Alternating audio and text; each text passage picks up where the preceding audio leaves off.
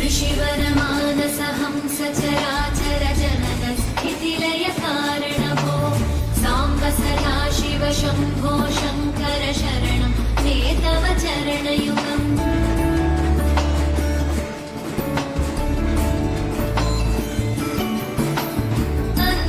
अन्तःकरणविशुद्धिं भक्तिं च त्वयि सती प्रदेहि विभो साम्ब सदा शिव शम्भो शङ्कर शरणं मे तव चरणयुगम्